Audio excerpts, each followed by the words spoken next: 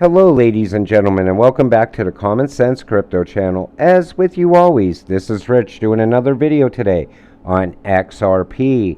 But before I get started, please click the like and subscribe button as it helps this channel grow very quickly. So first off, I want to say this. I am very thankful to all of you for all the comments in the previous XRP video I've done. And all the support. I just want to thank all of you. And I appreciate all of you. I said it multiple times. You're the reason I'm here doing this. I love talking about crypto, and I love talking about crypto to all of you because you actually get it. You invest in crypto. So again, I want to thank all of you.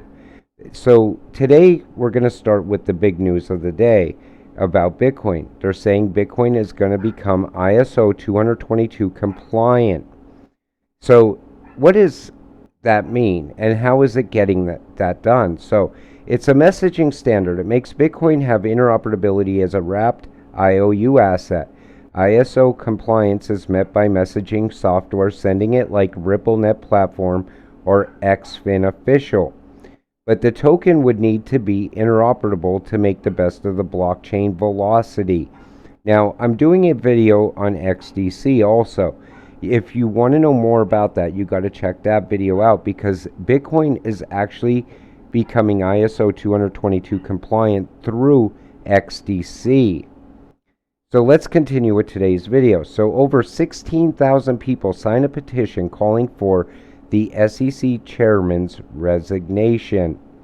Then we see this. Retail investors fire Gary Gensler as SEC chairman for obstruction of justice. Signed a petition. And you could do it right here on change.org. Now, after you're done watching this video, if you have not signed this petition yet, get out there and sign it. It's important.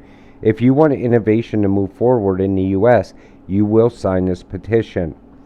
Then we see this. So judges losing patience in the Ripple and XRP lawsuit as the SEC changes its story too many times. And that's the thing. They change their story when they need to. They're holding up this entire proceeding, in my opinion. They're wasting our time as XRP holders also, and they're wasting the entire country's time by holding back innovation. The rest of the world is moving forward. So rather than providing regulatory clarity through rulemaking, the SEC is bullying crypto markets by filing unproven allegations masquerading as regulation. That's exactly what they're doing. They're bullying Coinbase right now, saying these are securities, you must delist them. And they did that with XRP also. And that's not the way we get things done. We need laws set up in place so this can never happen again. We need an oversight committee, in my opinion, on the SEC. And then we see this. Hey, Brad, I wonder why the World Bank, IMF, designated XRP XLM as stablecoins and didn't mention JP Morgan coin, Onyx. Just curious, any speculation on that? In my opinion, JP Morgan and the SEC is trying through Ethereum to corner the market. And that could be very well what's going on behind the scenes. A lot of people still are convinced that right now Gary Gensler is just holding XRP down, waiting for the right time. But maybe it's more than that. Maybe his interest is in JP Morgan's interest. So crypto and digital assets are the future of global finance. Do not stifle innovation in America with your outdated SEC guidelines. We need to support crypto as much as possible in the US so we can be at the forefront of this revolutionary technology and not get left behind. I've been saying it time and time again on this channel in multiple videos. The rest of the world is moving very fast. Things are happening all over the world. And we're just sitting here waiting and waiting and waiting. Eventually, we're going to wait too long. And then we're not going to be able to catch up.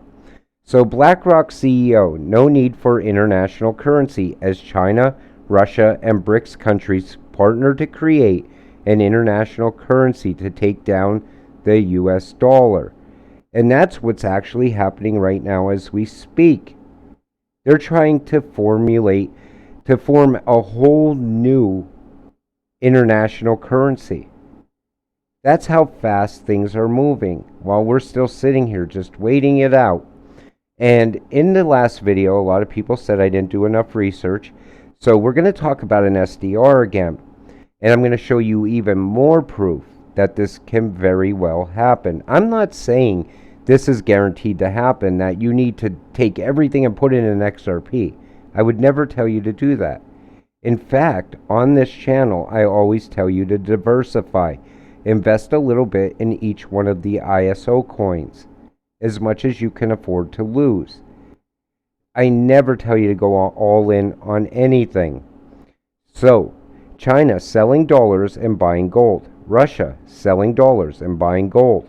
Nigeria selling dollars and buying the ruble. BRICS countries moving against the dollar. China holdings of U.S. debt fall below 1 trillion for the first time since 2010. You could see it happening right in front of our eyes. And people are still, speculating this could be happening. But we see what's actually happening all over the world. And the thing is, the U.S. is going to regret all of this. All of this holding back of digital currencies, CBDCs. I know they're talking about regulations again. I just seen it this morning on Fox Business. Regulations coming to crypto. But yet, nothing gets done. So, end of Western superpower. BRICS nations, Brazil, Russia, India, China, and South Africa are now joined by Malaysia, Singapore, Indonesia, and Chile to build a new international monetary fund by putting in $2.2 billion each to replace IMF and lend to countries in need at a better interest rate. They're doing this so they could take over that entire area. And they're also taking over South America. And the thing is that the IMF needs something to get the upper hand in this, and they need it now. That's why an SDR is very possible. So, the euro falls to equal the US dollar for the first time in 20 years. Now, we know Europe has a lot of problems over there going on right now. They have energy crisis coming up this winter. A lot of people are saying they need to get ahead of it now. But we see other crises happening too. We see liquidity issues, things like that. Israel will ban cash payments over $4,400 on Monday. That's today. So think about that. That to me is letting me know where we're headed, what's going to happen next. If you think that there's not going to be bank lockouts in the United States, you are totally wrong. When they create this massive liquidity crisis worldwide, we're going to see bank runs, things like that happening. And then all of a sudden, they're going to bring in this new financial system and XRP to solve all of these issues. So transactions with digital assets backed by precious metals are beginning in Russia with the launch of a token for Palladium. I showed you this multiple times. We can back digital assets with actual precious metals. People say that can't be done. Like when you talk about XRP being backed by gold, XLM backed by silver, people say they can't envision that. They can't see it happening. But yet we just watched Russia do it. Then we see this, and this is kind of where this is going, and we see who said this, okay? So, if CBDCs are designed prudently, they can potentially offer more resilience, more safety, and greater availability, and lower cost than private forms of digital money. That is clearly the case when compared to unbacked crypto assets, not backed by anything, that are inherently volatile. And even the better managed and regulated stablecoins may not be quite a match against a stable and well-designed central bank digital currency. What they're talking about here when they say stable coins, they're saying coins with a monetary value backed by something. This is from the IMF. This is what they're telling you. We need something that's backed by something else. So why couldn't they back XRP with gold? So Peter's 100% right, and will come, like he said, XRP backed by gold, XLM backed by silver, XDC backed by copper. These are the main winners of the new financial system. And we see right here, here's the BIS and the World Economic Forum, the World Bank, International Monetary Fund, IMF, and that's what they mean by a stable coin right here. And that's how you make it stable. When she's talking about unstable coins, I think she's talking about Tether. You know, algorithmic stable coins do not work. We know this. And the thing is, this can very well happen. So, Brad Garlinghouse speaks in front of IMF's Christine Lagarde. That was back in 2019. Okay? Then we see this. 2019, Fed, IMF, and World Bank approve of XRP. Now, I'm not saying this is going to happen indefinitely. This is not a definite thing. But it looks like a very good possibility. These people did not meet with Brad Garlinghouse for no reason. They didn't say, hey, Brad, come on down and talk to us. You know, we just want to hear your opinions on this. They talked to him because they knew where this was going. They knew that the day would come when China and Russia would pull together.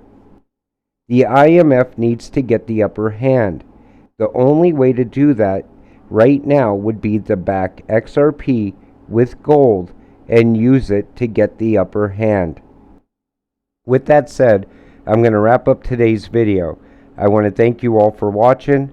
We'll see you in the next one. Have a great night.